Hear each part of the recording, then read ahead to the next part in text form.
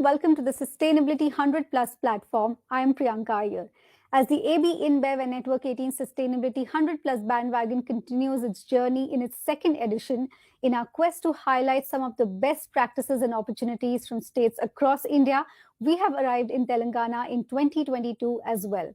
This session is particularly focused on startups that are making a dent in the state, especially in sustainability businesses. What really inspired all three of you to really think differently? What is the problem that you set out to solve? Shalini, if you can start, because Sanshodhan focuses on ESG impact as well. What is it that you think was that you wanted to solve first? In 2018, along with the government of Telangana, I launched an e-waste exchange, tech-based model for businesses and citizens to channelize their electronic waste directly to the recyclers. So this model was continuing and was serving the citizens and businesses. We also realized in 2021 somewhere that recyclers are not very open for taking the recyclable resources from the citizens, and mostly the businesses are busy with their policy compliances. So in January 2022, we have also launched special wing completely focusing on ESG impact assessment and reporting.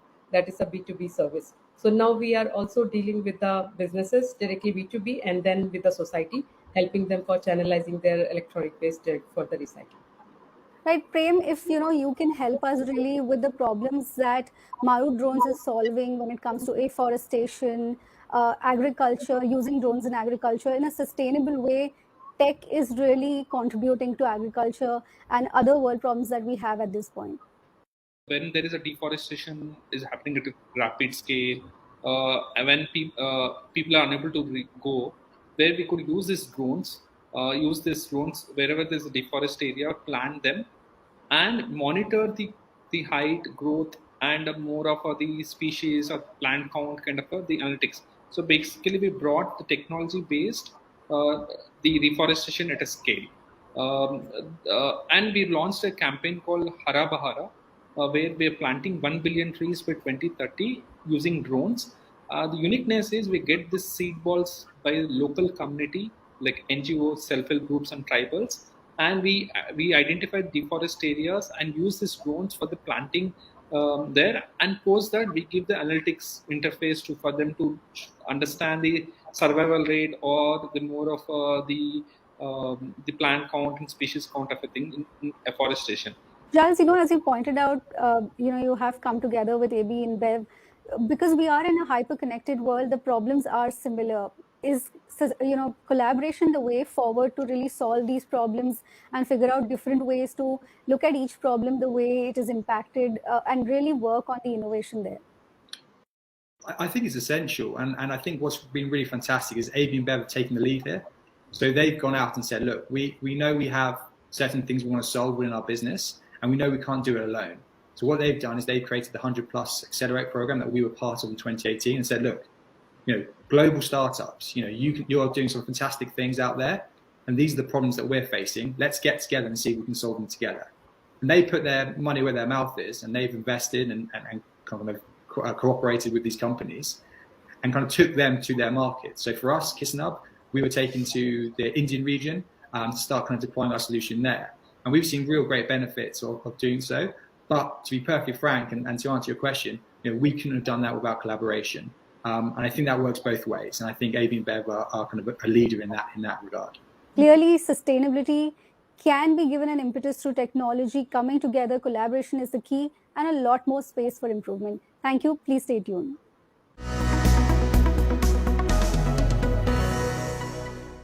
Hello, everyone, and welcome to this interesting and rather important dialogue, which is part of the Sustainability 100 Plus platform presented by AB InBev and Network 18 in a strategic partnership. We believe in fostering one ideology. The ideology is together for a better future. And what better way to discuss this than to discuss it through players, makers of India's youngest state, that is Telangana. I'm going to begin with you, Jayesh Ranjan. SDGs, as we keep talking about, it's about having a fresh perspective and innovation, and Telangana increasingly is becoming a state where innovation has taken up a new form. Yes, Maria. First of all, thank you very much for putting together this show and inviting us to share our state's perspectives. You are absolutely correct that in the last 8 years of its existence, Telangana has been creating ripples in the world of innovation, things which people would talk about only for the Silicon Valley, etc., are now also spoken in the same breath in our country. And the reference point is of Telangana, is of Hyderabad, how we have succeeded in creating world-class institutions like the T-Hub, the V-Hub, while the government has played the fundamental role in visualizing an institution like the T-Hub, putting money where our mouth is, in building the beautiful facility of T-Hub. But the entire operations of T-Hub are run in a PPP mode. And there is one other critical element of the partnership, which is the academia. So, for example, when people talk about Silicon Valley, if you go back in time and look at the early days of Silicon Valley, the real impetus came from institutions like the University of Stanford, the University of Berkeley.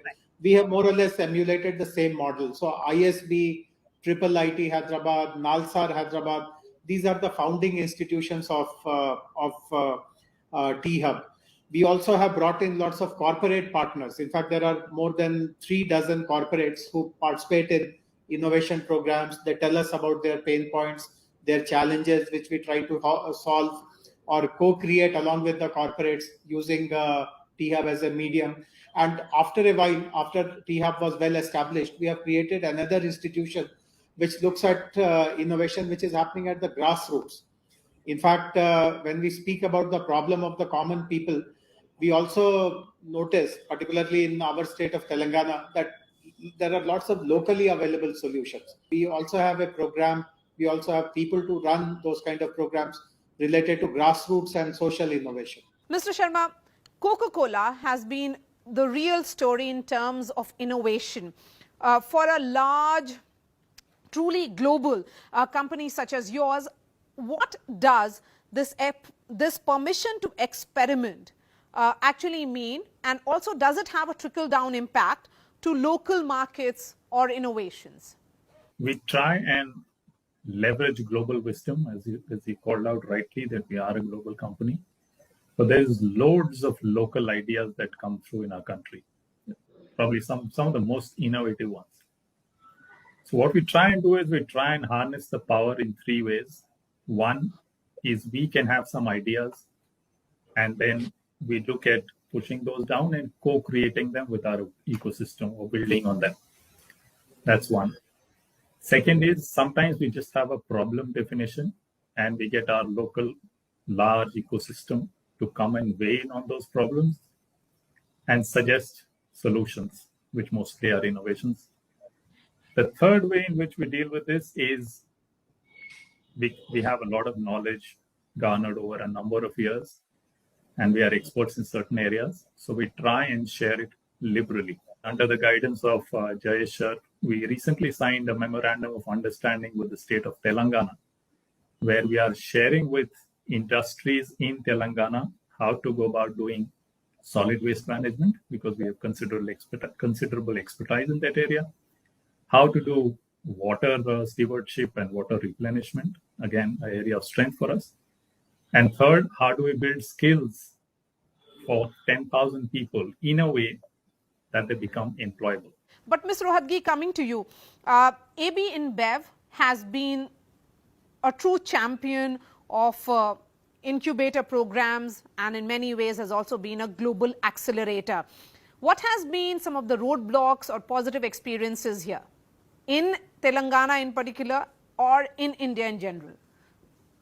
Thank you so much, Maria, for that question. Innovation is at the center of the Sustainability 100 Plus Awards that we recently launched here in India, and are also soon going to launch in Vietnam. And both programs are focused on driving innovation in sustainability and social entrepreneurship. Our target is to work with startups to build scalable solutions addressing industry challenges across different stages of maturity, To answer the question on roadblocks, I think two most important roadblocks that we have seen. The first one is on the lines of biggest challenge around the fact that sustainability related startups is scalability. And typically the products are available at a premium, and which makes it all the more important for these startups to understand their mid to long-term visibility on the incoming orders so that they can develop the belief and capacity to scale this operation. Mr. Khosla, you have been one of the largest container bottle manufacturers, and you set up a 400 crore manufacturing unit in Telangana alone. How has the experience been working with the government there? We have been very happy with Telangana. That's the reason we have been expanding so much in Telangana. The whole ecosystem works very well. The support systems by the government and by other establishment has been wonderful. And today being a hub of innovation, or today being a hub of IT, which is a synonymous word of the innovation, is there. So there is a blooming culture, or there is an innovation and creativity in the air in Telangana. Mr. Rao, what role have you played in driving the investments for the innovation ecosystem? In the sense that you've spoken about T-Hub 2.0, and what are the lessons that other states can replicate from Telangana?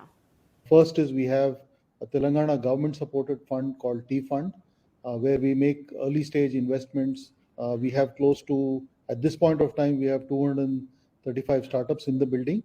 And at full capacity, we'll have close to 700 plus startups working out of the building. So obviously capital availability is a big requirement. So what we've done is we've created something called a VC zone.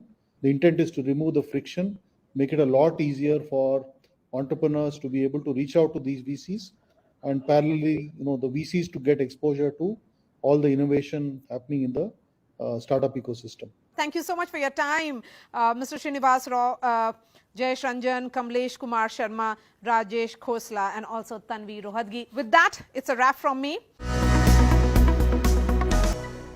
Welcome back to the Sustainability 100 Plus platform, and I'm Ruchira Sharma. As you all know, we have been gearing up for the Sustainability 100 Plus Awards to be conducted at the end of the year.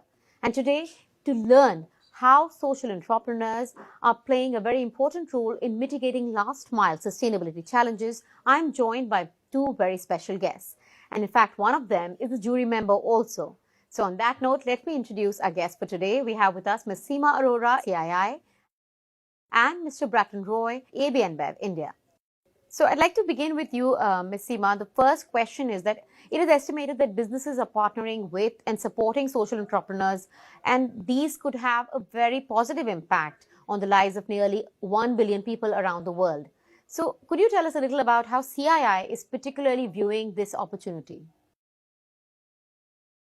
Thank you, Ruchira. I think social entrepreneurship has become a tremendous opportunity. It's an opportunity of not just changing lives, but impacting the economy in a big way. And especially today, as we witness a major push towards promoting and encouraging entrepreneurship movement in our country, both at the policy level and in action. So there is a huge opportunity. And at the same time, we are seeing growing high net worth individuals in the country who are willing to and looking to invest their money, philanthropic money, in forms of grants and impact investments. And entrepreneurs are working in multiple areas. For example, working in introducing sustainable farming that helps conserve resources through organic products, use of various kinds of vermicomposting, water ATMs, bicycle sharing apps. So there's so many areas that social entrepreneurs are working towards making impact and changing the society. Could you tell us a little bit more about AB InBev and how it has really gone about leveraging local partnerships for advancing the sustainability agenda that you're so keenly following? And I believe there's some really interesting stories that you could share with us. Sure, absolutely, yes. Thank you. I think we have been working with a lot of partners, throughout our journey here in India across different projects that we work in, and especially in sustainability. I think any social entrepreneurship work that any corporate does is incomplete without public, private, and NGO partnership, and that's key to any model that you want to scale. And we work with a lot of NGOs and partners across the value chain, and very interesting examples that I can possibly share that with you. For example, we work with Cropin, which is a satellite-based crop operation monitoring module in our agro program. And this model is very unique and enables mapping of on-field operations like irrigation, fertilizer application digitally. So we use Cropin and work very closely with the farmers as well. We have also worked with a lot of startups, like, for example, Craftstate, to develop a paper from agro waste that is essentially tree-free paper. We have worked with startups like Arthos, which is in the process of developing a biodegradable plastic substitute, which is equally important. But in our logistics supply chain footprint, we also work with startups like FreightFox, which is developing a live carbon emission tracking module for our logistics program. So this is one of a kind solution that allows us to manage operations with real-time visibility on the environmental impacts. Moving on to my next question, knowledge and skill sharing are some of the foremost ways for large businesses to actually get involved in the entire, social innovation sector. So how is CII particularly incentivizing or advocating businesses to look at these serious, and treat this as a serious business opportunity rather than just a CSR perspective? Yeah, firstly, my compliments for bringing this up, that social innovation needs to be seen beyond the CSR lens. And we can see that now many companies have been engaging with social enterprises, NGOs, and sharing their skills, as you rightly said, their know-how, and also helping create better management processes, systems. So far, most of this is done through the system of volunteering. And CII, for example, has a special initiative under its India at 75 mission, and has developed a national volunteering grid that works as a self-sustaining ecosystem.